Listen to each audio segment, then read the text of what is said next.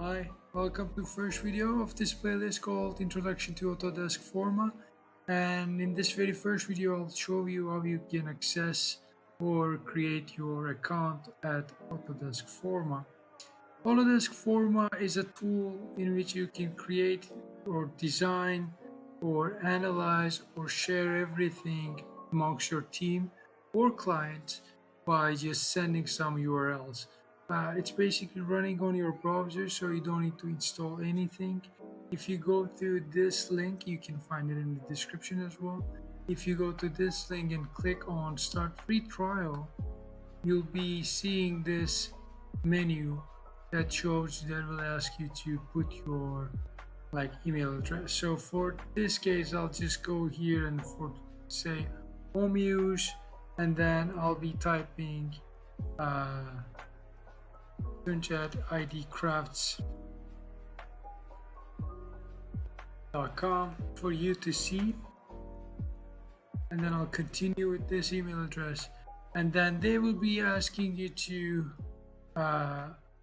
your information. I can put this information. I want to try this product for the first time.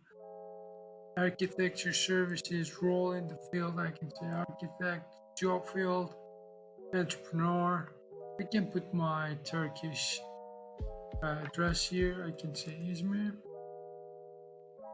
and I agree to it, and then complete to submit. And once I submit this, it's going to be asking my phone number as well, and it will be sending me a verification code. And then once I get this verification code to my mobile, I'll be putting that information in. Okay. And then once I verify this, it will be asking me to check my email to complete my Autodesk account, and invitation, create an account. I click this, and now I'm having my confirm my email.